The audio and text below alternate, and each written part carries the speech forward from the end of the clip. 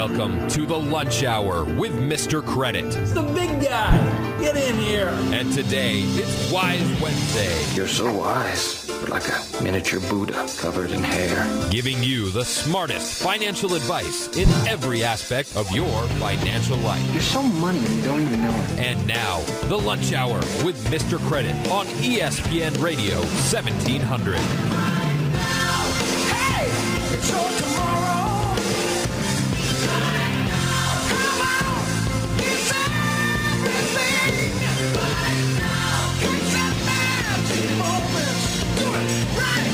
Welcome.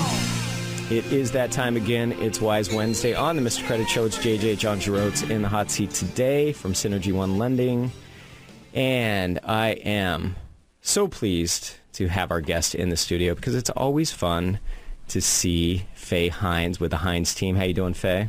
Terrific. Always good to see welcome. you, too.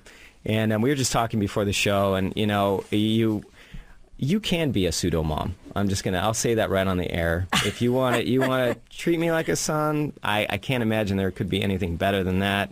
And you have your crew in the studio as well, and always great to see them. I know they're not coming on the radio, but one day we'll rope them in, and you might see them on TV on the live stream. No, it's not streaming yet, but it probably will. So go to mrcredit.tv, and it typically is. If not, we'll get it posted later on with the multi-camera setup, which is always fun to see. Let's do a quick market update here. We finally see some green all across the board. We got the Dow up, the NASDAQ up, the S&P up. S&P still below 2,000. But here's the green that you don't want to see when it comes to interest rates, and that's in the Treasury market. We have the 10-year yields going up. And I'll tell you, Faye, I'm sure people think I'm a broken record because I say it all the time about interest rates. But, if you are shopping interest rates for a mortgage, I'm not talking about short-term rates, okay? That's something different. Short-term rates are what the Feds control. When you hear Janet Yellen talking about short-term rates, she's talking about prime rate, which is tied to auto loans, credit cards, things like that. I'm talking long-term rates, which are tied to mortgage-backed securities. They are tied to the Treasury bond market. Right. A lot of people will follow the 10-year yields. And when the yields go up, that means people are selling the bonds, and that pushes mortgage rates up. Now, from last week to this week, we've lost 20 basis points in that 10-year Treasury. So if you have waited to pull the trigger, and sometimes I feel weird about saying pulling the trigger because then it's like we're not talking about guns. We're talking about interest rates here.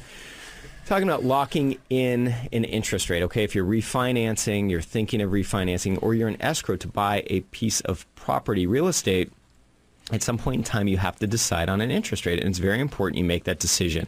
So if you're happy with the payment that's being rolled out to you, just take it. Just do it, right, Faye? Do it. And we're on borrowed time. I think my last appearance on the show a month ago, I said we're on borrowed time. I think maybe a couple weeks before that, I said we're on borrowed time. So I'm a broken record as well. The fact is, interest rates are going to go up. We have a dilemma here, and it's kind of an interesting concept.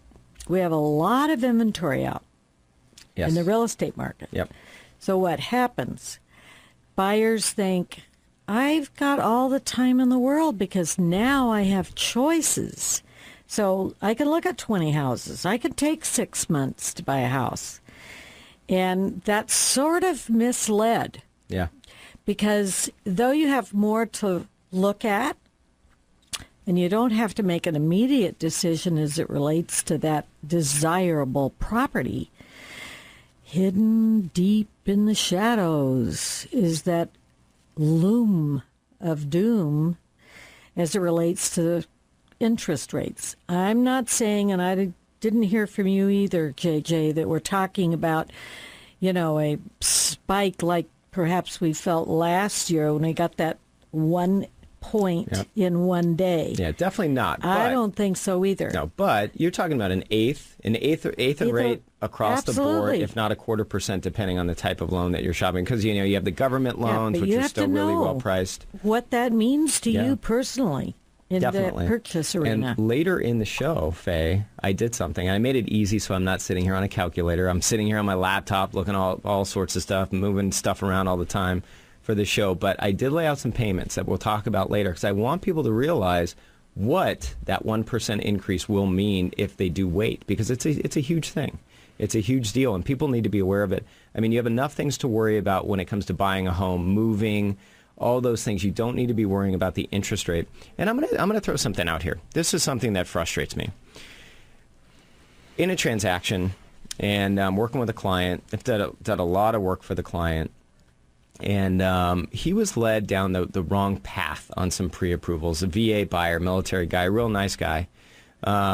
And I just happened to do a cross-qualification for one of the real estate agents that I work with. Okay. And he was pre-approved at USAA, and he was pre-approved at another local direct lender. I'm not going to name names. But they said, hey, he's good to go. I get the information. I'm like, you know what? I would love to say that, but you're not good to go. And here's the reasons why. VA is underwritten with residual income. There's residual income calculations.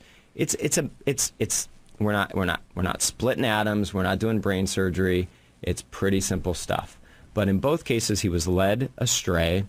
He accepted the offer on the property that he couldn't afford, would have entered escrow on the property, and he wouldn't have been able to perform. Now, here's the thing. That's fine. He goes on to a property that he can afford, which is great. Get the offer accepted. He says, hey, let's get this thing going. We get it going. A couple days go by, and just silence. There's crickets from the guy. He's not returning paperwork. Hey, calling, what's going on? We really need to get this, 30-day escrow. Got to get this stuff moving. So get a call from his agent and says, hey, I got a call from this other lender. And it says, it seems like he's going there. I said, hey, you know what? That's okay. I'll talk to him. We'll see what's going on. So I get a message this morning. I was actually at a big breakfast sort of technology series. I'll talk about that in a second as well. And he said, hey, you know what? I know they couldn't offer what you were offering as far as interest rate. They were higher in interest rate, and they weren't giving me any lender credits towards closing costs. But they're a friend of a friend. I like them, and they were able to go back and work some stuff out and match the rate in what you were doing for me. Now, here's the thing. I want to explain something to you if you're listening about interest rates. There's some pretty heavy-duty regulation out there when it comes to compensation for loan officers, okay? It doesn't change. If I charge you 4% or 4.5%, I'm going to make the same amount of money. It doesn't matter. It doesn't go in my pocket. Now, maybe if I'm a broker, that's a different story, right? But here's the thing. When you have somebody that doesn't lay out the best deal right up front... First time out. I mean, come on. Give your best all the time. Right? If you can do something, then do it and offer it. But why do you need to offer somebody a higher interest rate with no credits?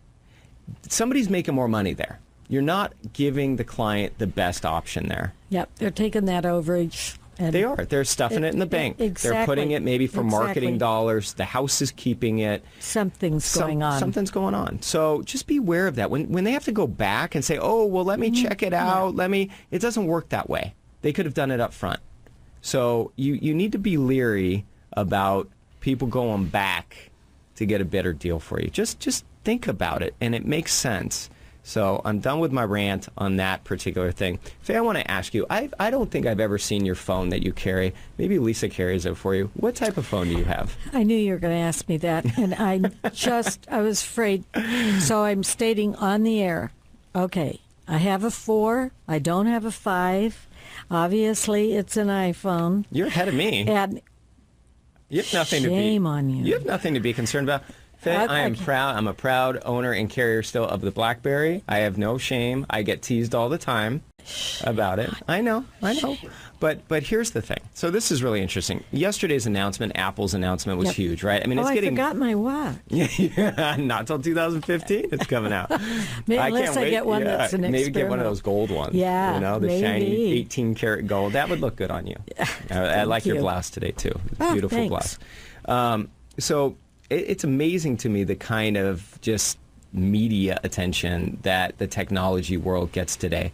But here's something that's kind of scary, and it's all cool. And this might be my push to finally get a new phone. I'll say it on the air. I'm not guaranteeing it. I'm going to hold you to this. No, so I'm not. go, JJ. No, I'm not guaranteeing it, but I'll go check it out. Now, the thing is, they increase the size. I like the smaller thing because it goes in my pocket. I'm afraid of cracking the screen. I'll worry about that. But I think getting lost downtown San Diego 2 weeks in a row, driving around aimlessly, trying to find my way out of downtown because I'm just not good directionally. I'll admit that. And I can't just pull something up on my BlackBerry. I can't. And I don't have GPS in my car. I wouldn't even go downtown. Well, that's, there's good reasons to go downtown. But here's what's interesting. So this morning... Not without my cell phone. Yeah, not without your cell phone, exactly. Because it can always get you out, right? That's right. Well, I think the iPhone 6 is going to zoom you to a satellite and, plop you right back home. But here's the scary part. So it's all cool. It's all great. Now, I was at this breakfast series at 6 Degrees. It's a big sort of networking group. They put on these breakfast series at the Hall of Champions. Great venue. And they had some people up front that were talking about media and just media marketing. And it's just really interesting because here you have this new technology. Apple's talking about this new payment system, right? You'll be able to pay for things with the phone, which sounds great. Smart card Very concepts. cool. I like it. But one of the comments that somebody made was, what is the future what does the future look like for technology? And he was like, well, you know what? Privacy is probably just going to go away. Privacy is probably just going to go away because, and he said, most of you probably have iPhones or some sort of smartphone, and in your privacy settings, you have a certain setting that's on that tells you exactly your location all the time. They know exactly where you are all the time. And if you turn it off, you're going to lose functionality for other things that are happening on the phone. No, so marketing and everything like that is going to start pointing towards your locationary position in the world. So when you're walking down the street, you're walking past a store, there's going to be these little eye things that target the phone, that push an ad or maybe a coupon to you for things that you like, for things that you've been shopping online. I mean, you already see that all over the place, right? Restaurants can tell if you're walking down the street in New York. It'll be right there. But what's scary is, our privacy is going to go away. That's the thing. It's already gone away.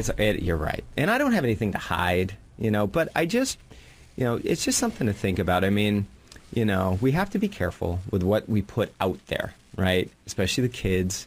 The kids, you have to be careful. If you have kids, you have teenagers, and they're online, they're on Facebook and Twitter and Pinterest, all these different social media sites, and they're putting stuff out there. Remember, people can look back and see where that picture was taken. And if you're taking a picture at a certain location all the time, people that are weird, that we don't really want in our lives, can look this stuff up and figure out where you are all the time. Just think about that. I don't want to scare you. Not. Yeah, I don't want to scare you, but it's happening. It's something we have to be careful of. We have to be careful of it. But you have to remember that when you were 4 and 5 years old, your mother told you not to talk to strangers, to come directly home from school.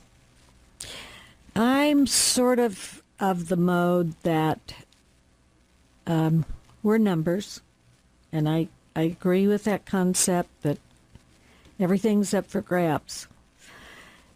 But I think that if you are taught, and as this generation comes, they are going to be teaching their children even more secure concepts of conduct because they've seen what's happened. I have to say that I don't take the negative approach from that standpoint. I still don't walk down dark alleys. I still don't leave things in the front seat of my car. In other words, are we going to be fear-based? You can't be. You can't. To the point where you're afraid of everything? Yeah. I think you have to be logical. You have to be smart about it. You have to teach your children well. Well, that's the thing, Faye. You got to teach your kids, right? You got to teach exactly your kids right. the thing. Don't be. But they have to behave all the time. That's true. Whether you're online or whether you're at some parents, and at someone else's home or whatever it is. So I don't think it's about the technology. I think it's about our morals. I think it's about who we are as people and conducting ourselves in the best manner possible all the time. Parents, I like that.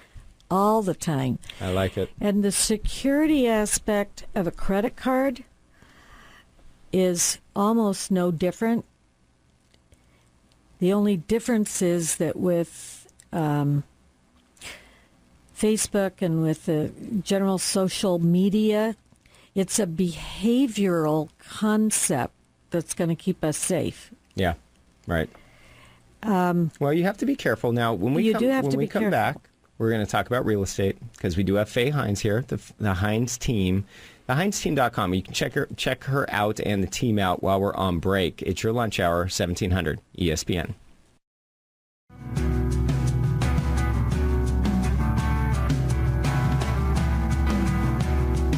If you would like free advice from Mr. Credit, just call or text 619-786-7853.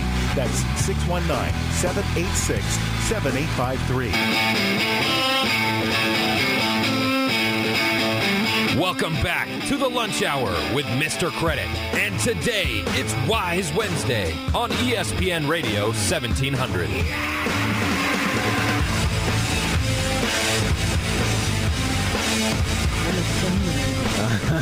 Welcome back. It is your lunch hour, 1700 ESPN, the Mr. Credit Show. It's John Jerotz, JJ, with Synergy One Lending.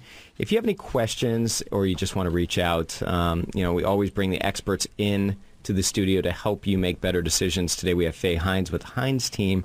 Many years experience in the real estate business right here in San Diego in many aspects of the real estate market, period. I mean, not just on the real estate side, but there's other expertise there, and she can answer those questions. If you need to get a hold of myself or you want to get a hold of Faye, you can always go to askjjnow.com.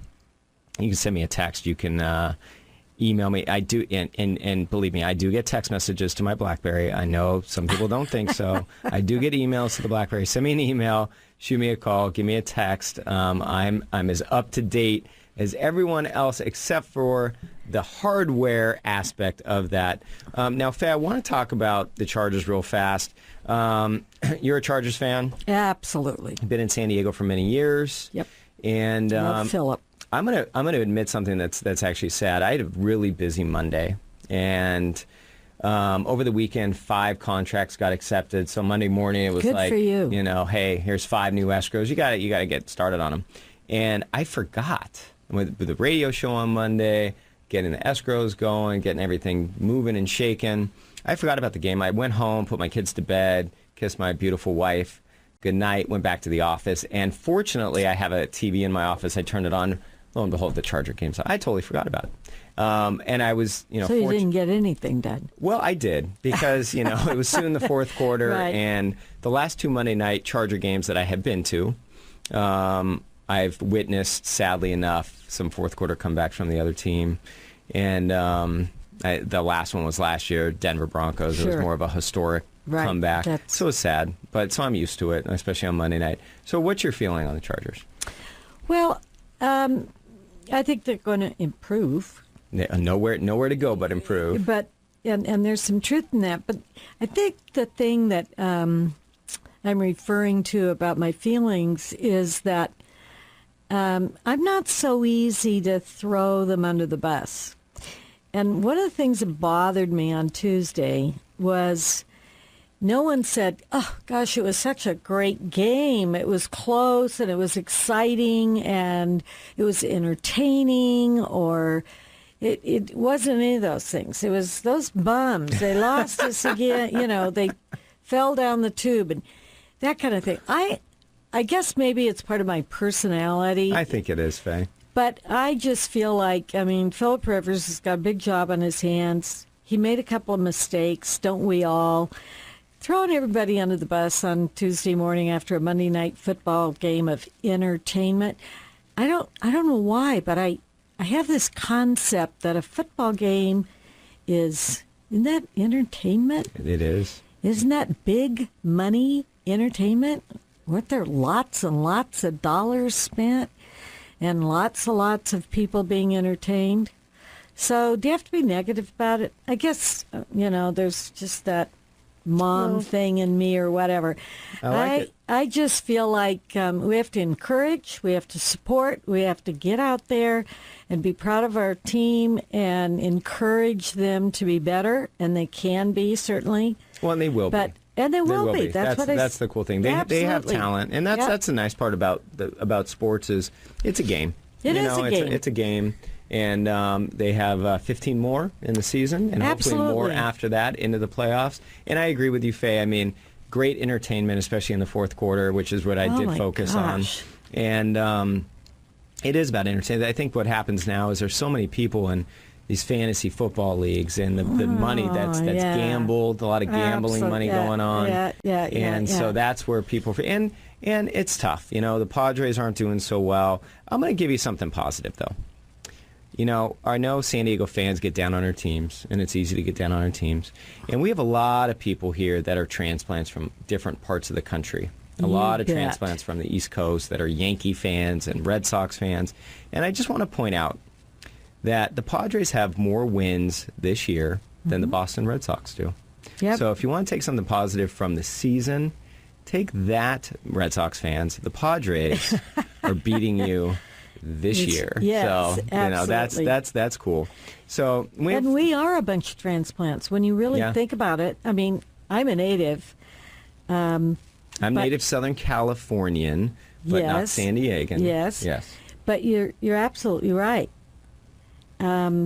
We are. California's always been that way. I mean, if you're in Chicago or you're in Boston, you've probably been there 4 generations. And so because there's so much opportunity and weather and all of that, so... People want to be here. Of course they want to be here. People will pay to be here. And they come, but then they're maybe not as loyal to our fan clubs as we would be. It's tough. I mean, even think about it. Monday night football, it's, in the 80s still in the evening. Yeah. And to sit inside, I mean, I don't have an air conditioner in my home. We rely on the ocean breeze to hopefully come up the hill a little bit. That's sad. It is sad, yeah. But, when people come here, a lot of people want to get into a home. They want to become homeowners, Faye. And I saw a recent story that was on CNN, and it's about job openings in the country right now. There's more job openings right now in the country in July. Okay, so a couple months back. Reports are always backwards. But there were 4.7 million job openings in July. Now, it's interesting to me because, then we get these jobs reports that come out to show how many people are hired, right, for the previous month. And they're in the couple 100,000 range. Last month it was under 200,000. So it's still showing that the hiring isn't keeping up with where we really want it, or at least where the feds want it, to kind of say, hey, the economy is like rip-roaring. But yeah, we have millions of job openings out there. So I'm just curious, I mean, are you seeing in your area, I mean, we're very close, minutes away, right? Escondido, Encinitas, we're connected via Del Dios Highway, so 18 minutes across and you're there. What are you seeing in your area? Well, we are seeing job growth. That statement that was made, which I think is very fascinating, that job growth is driving the income growth. Then in turn, that's driving the consumer spending growth. And then that in turn is creating further or more job growth. So it's connected wholly to all of that economic aspect because it's a secular kind of a situation. Yes. And I think that it's gradual and much more gradual than we'd like to see. It's not meeting the numbers we would like to see, and therefore we have a percentage of more renters than we have more than we have property owners, and that increase, or that percentage is increasing every year. So you don't think that's a good thing? I didn't say that, and I repeat that to the extent of there's still the same amount of properties owned, so what do we think is happening? Those investors are out investing because there are more tenants. Now, is that the right thing? because now we're looking at a greater number of top end, a greater number of bottom end, and that doesn't help the middle income aspect of home ownership. Okay, I'm going to stop you right there, Faye, because now we're getting into the real estate. I want to take a pause because this is important stuff. When we come back, we're going to dive into the real estate a little bit more because I want to get what's going on out there when it comes to the investors, the opportunities, how many cash transactions are going on, what's the percentage of all that? Are the investors still in the game? It sounds like they are. What does that mean for you as a home buyer or maybe somebody looking to invest? It's your lunch hour on the Mr. Credit Show, 1700 ESPN. If you would like free advice from Mr. Credit, just call or text 619-786-7853. That's 619-786-7853. Welcome back to the Lunch Hour with Mr. Credit. And today, it's Wise Wednesday on ESPN Radio 1700.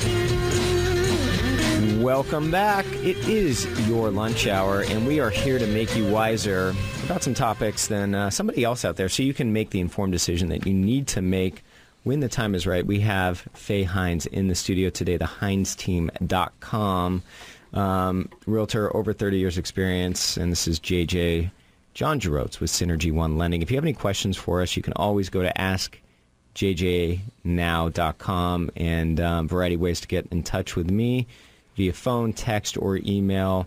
If you have a question for Faye, I will get you in touch with Faye immediately, because if there's a brain to pick about real estate, you want to pick her brain, because, and that does sound weird when I say that, but for the information, not pick at the brain. Sometimes I say things, Faye, and then if you're taking that literally, which hopefully nobody is doing, it's interesting how the words come out sometimes so smoothly, and then I think about what I'm actually saying, and that's okay. I want people to pick your brain because you have a vast knowledge of experience. So what I want to talk about, Faye, is here the economy seems to be, at least from everything out there, it seems to be picking up. People are getting hired. I mean, the jobs reports that are coming out, they may not be stellar, but at least people are being hired. We're not going backwards, absolutely, which is good. We are going forward.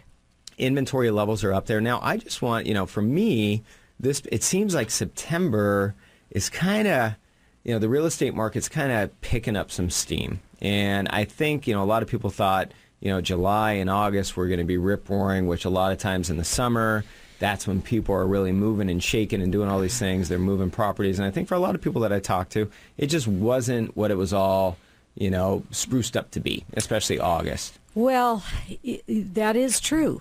But remember, JJ, and buyers or sellers, either one should, pay attention to this.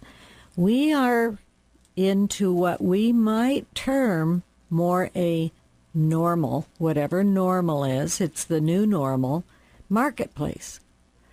We do not have a scarcity of inventory, which is what we talked about a little while ago. We do not have interest rates at 10% or at 2%. Thank goodness for both of that. Thank goodness for definitely. both. Yep. So we have a fairly normal market. Properties, I'm warning you sellers, the days of putting your property on the market and expecting 5 offers in 2 days or 10 days or 20 days, you have to remember being more a, quote, normal market. Your appreciation's not going down. Be happy about that. It is slowly, gradually going up, but not at the rate you saw, which was a dangerous rate. I agree with that. So we are in a very healthy, good market, but it's taking not 20 days, not 30 days. Time on market is up like 28% month over month. It was 13 weeks or something like that. I mean, we are back up to 70 to 80, 90 days on market. So let's not get, to the point where we have unrealistic expectations. Yeah, definitely. Don't be so hard on your realtor either. Remember that, because there is no rocket science here. I mean, the market dictates what everybody's doing for you. I mean, you want to work with somebody that's knowledgeable about the area, that you're listing your home in or that you want to buy a home in, and work with somebody with experience. I mean, one thing that we do here on the Mr. Credit Show is we bring in people that have the experience, that have the knowledge that you can utilize, and it's free for you to utilize this knowledge. I mean, reach out to us so we can help you. We have Faye Hines in the studio today, thehinesteam.com, and if you need to get in touch with her, I'm going to give you her number directly right now. Write it down. Write it. If you don't want it, you don't need it, maybe a family member, somebody else I know you work with that's going to need it, that's talking about real estate right now. It's 760-533-9974. I think that's your cell number. Yeah, it's correct. My cell number. And I'm giving it out. The iPhone 4S or whatever it is. She's going to upgrade quickly to the... No, I'm just kidding. There's no pressure on the phones. It's I'm going to give it to you one more time. It's 760-533-9974. Now, Faye, when we talk about all this stuff, time on market, that's fine. I mean, I think it's actually better for sellers sometimes because they're not panicked and holy moly, where am I going? What do I have to do? Sometimes it's too much for people. You have both people working at home. But I see a big opportunity here for the people that are looking to, move up or get into the housing market for the first time. I mean, I don't think it's any secret why 5 contracts got accepted for people that I'm working with over the weekend. It's because it's easier to get them accepted.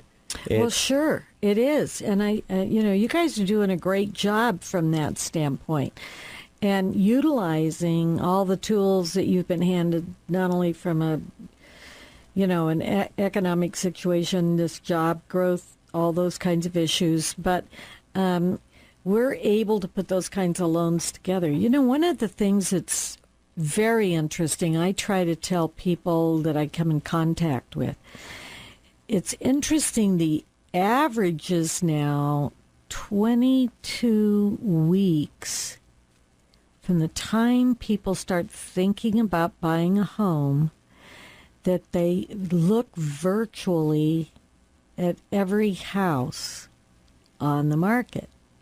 22 weeks is how long people utilize, let's put it that way, on the virtual market online before they make a purchase. Okay. But my advice would be call your lender. Don't spend the time looking online and then ending up with unrealistic expectations. The property you're looking at obviously is not going to be on the market by the time you're ready to buy. And as much as it's, let's say, fun, inspiring, all of those kinds of things to look at online, what you really need to do is work with a good lender. Find out what those expectations are. When's the last time you looked at what your credit scores really are? What is your real income sources after your debt ratios? Those kinds of things. There's numbers and numbers and numbers of you as renters that could be living the American dream. If you picked up the phone or went online and talked to a lender before you get to the point where you get burnout online looking at properties that sometimes don't match your affordability range. Yeah, definitely. And that's huge. And I'll tell you, I mean, just from a credit perspective, which you mentioned, Faye, I mean, it's so important. I mean, there's so many issues with credit that Absolutely. I see. I mean, I look at thousands of credit reports. Yeah, I mean, and people belong to these consumer credit reporting sort of deals, and it's not always going to give you the perfectly accurate information that you need. I mean, you need a tri-merged credit report that's a mortgage report. I mean, that's what we look at. One thing you have to realize is if you go and apply for a car loan, the metrics for lending for a car loan are different than they are for a mortgage. So the algorithms that are creating the score and what the information they're pulling, it's different. And those consumer reports, I can't tell you. I mean, I talk to people all the time. I went and bought a car. My score was, 8, whatever the perfect score was. I had the perfect score. It was over 900. Okay. Scores don't go over 900, but that's fine. And then I'll pull it and it's 720. not a bad score, but just a lot different. And they're setting their own expectations for their credits perfect. Well, that's one score. A lot of car people will only pull one bureau because they have to pay for it. Remember that. When we pull credit, we're paying for that report. So you have to make sure these things are accurate, make sure they're taken care of. Now, there was a change for the credit bureaus, how they're going to be reporting medical debt.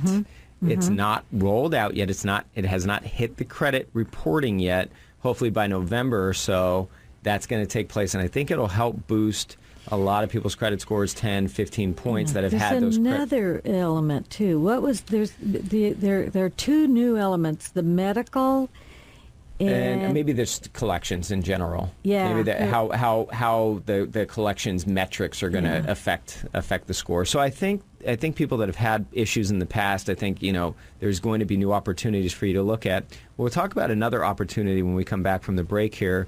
It's a new program out there for the credit challenge, maybe income challenge. It's called New Path. It's very exclusive to Synergy One Lending. And I want to talk to you because we were talking about interest rates. What 1% in rate will do to a $400,000 payment when we come back. It's your lunch hour, 1700 ESPN. If you would like free advice from Mr. Credit, just call or text 619-786-7853. That's 619-786-7853.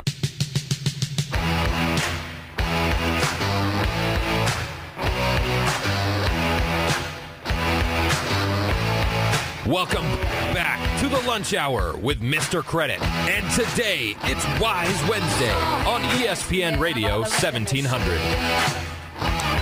Welcome back.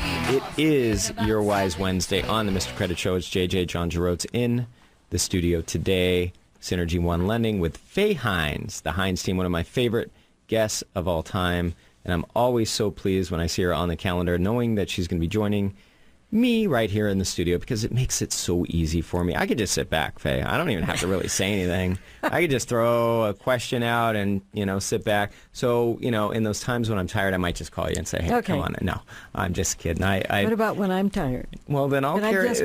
We'll swap. You can always just call me. You can talk to all my clients all the time. Our phones never stop. That's the problem sometimes. And it's not a problem. It's a blessing. It is a blessing. And, sometimes you just run out of time. That's the thing that I find challenging. An hour phone call, the day goes by quickly. Yes. And sometimes you got to jump into the next day. And in today's day and age, everybody wants something right now. We were talking earlier in the show about interest rates, Faye, in the first segment.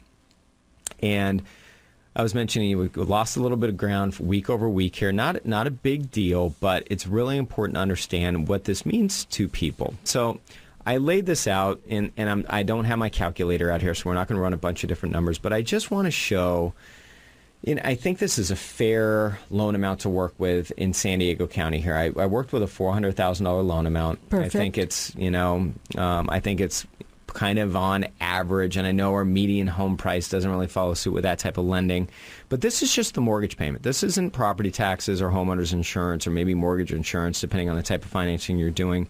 This is just the mortgage payment, the raw mortgage payment. And we talk about interest rates, and Faye, you put it out perfectly. We're living on borrowed time right now when it comes to interest rates. I mean, they're going to go up. It's just a matter of when.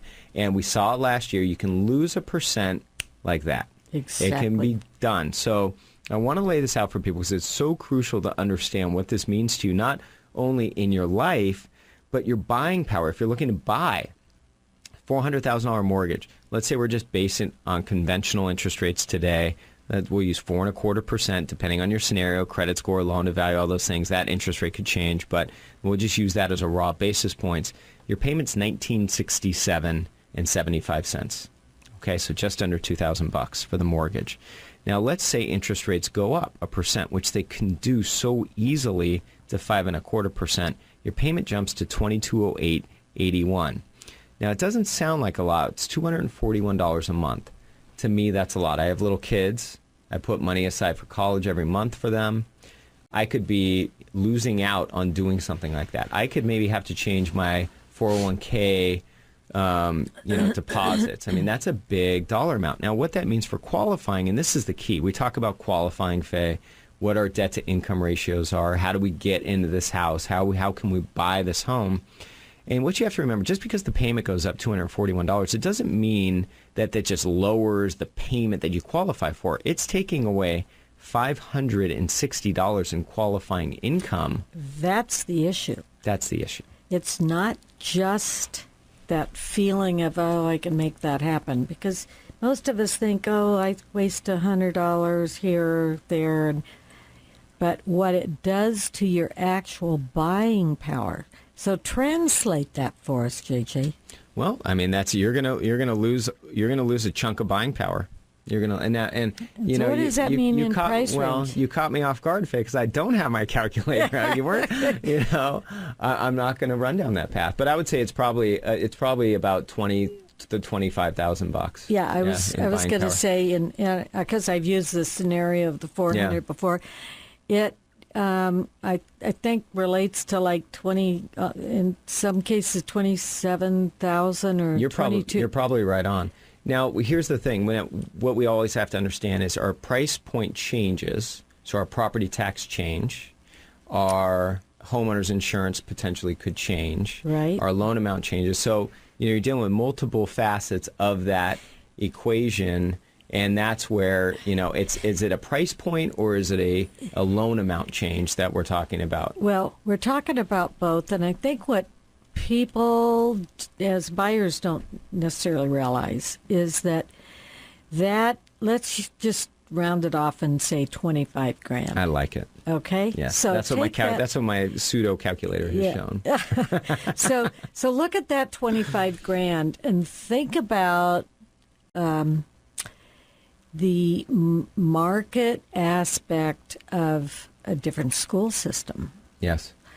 Look at the market aspect of the difference between the affordability of an HOA if you prefer to have a more conforming neighborhood. Think of that aspect as it relates to the size of the lot. Maybe you want a little more freedom. Maybe you want RV parking. Maybe you want a larger garden area and yard for your children or that sort of thing. So by sitting on the fence and not making a move, you could be cutting yourself short of some of the things that are probably most important to you as a consumer. Yeah, yeah. So I think looking at all of those kinds of things is an important aspect of the home buying process. It is. That's Faye Hines with the Hines Team, thehinesteam.com. If you want to get in touch with her, here's her phone number. It's a direct number. So you're going to talk to Faye. Years of real estate experience, 760-533-9974, 760-533-9974, a regular right here on the Mr. Credit Show. And that's for a reason, because of the experience. And that leads us in. I mean, we talk about more inventory. If you're a buyer out there, I want to make this point very clear. It's not a bad thing that there's more inventory. Now, there's two sides. Just because there's more inventory does not mean prices are going to drop. We keep seeing year over year price increases June to June of 2014, market. They were good. July, we're still over, 8%. I think we'll see that year-over-year appreciation come down a little bit, which is a good thing, which we talked about. Don't want it to go up too high, too fast. It's a good thing. Stabilization, normal markets are a good thing. But if you're a buyer, I want you to realize that, the cash buyers, people, aren't talking about the cash transactions that much, but they're still representing a huge portion of transactions right here in California, in Southern California, upwards of close to 30% cash transactions. And what that means, if you're a buyer, it means it's a great time to buy still, because when all the cash is still coming in, it may not be 40% of the transactions or 50% of the transactions, but when you're still close to 30%, 1 out of every 3 homes is a cash transaction. More inventory means you're going to get an offer accepted. You're not going to go through what you went through a couple years ago, battling with 20, 30 different offers, playing all these games to try to get in. You can make a legitimate offer. It's got to be fair. Don't try to get a deal. Don't try to steal the home from the seller. But when the cash is still pouring into the real estate market, which it is, it's a wonderful time to get in. Take advantage of the future appreciation. And we can do rent-to-own calculations for you. We can show you what that means. We can show you what the tax benefits are for you. Just go to askjjnow.com. We'll get you that information. We'll put you in touch with Faye, get you into what we call the American Dream, a new home. Now, Faye, I mean, in your sort of sector, I mean, are you seeing the cash transactions still? I mean, you had some great properties, and I don't know if they're still on the market, but great, wonderful investment opportunities with a couple of homes that we've talked about in the past, historical homes. Are you still seeing the cash out in your area? We are still seeing cash transactions. And, of course, a couple of things that are misnomers in the market, and we all know this, is that, they feel, whoever the heck they are out there in the world, but they feel that cash really speaks. Well, it does to an extent, but to a normal, average, everyday seller, it still translates, to the bottom line for their closing. So, yes, we're still seeing a lot of cash, and I think what that says more than anything else, if you're a fence sitter and you have never bought a home before, or you have, decided that you need a larger home, or you're on your second or maybe third transaction, you might want to look if all these folks, 20-some% of the market at least, is paying cash and buying real estate. Don't you think maybe if you could do so, you ought to be doing it? I mean, I look at that and I go, I'm sorry, you're 30 years old and you think that you have a better way by renting? I know. You're just paying someone else's mortgage. That's exactly. it. Yeah. And here's the thing, Faye, too. I mean, you're such a great point. I mean, and if you want to get in touch with Faye, I mean, just go to thehinesteam.com or give her a call, 760-533-9974. Don't be that fence sitter that misses out another year. I mean, it's very important that you just make a decision. Talk to somebody. Talk to the experts. Find out how much you can qualify for. Find out how you can get in a home. Maybe it's not right now. Maybe it's 6 months from now. But you got to prepare. You have to make sure you put yourself in the right position to do so. Faye, time runs out so fast here. I know it speeds right by, especially with you in the studio. It makes it so easy for me. Thank you for being here today. I appreciate it. Thank you for having me. I always love being here, and I always learn so much from you, JJ. Well, I appreciate that so much. Hopefully we're providing the information that people want to know. And if you want to know something different, if you have a specific question, we'll answer that question for you.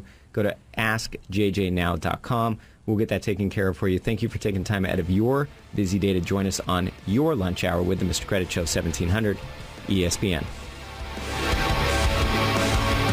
If you would like to contact Mr. Credit or access any free offers mentioned on the show, just go to mrcredit.org. That's mrcredit.org.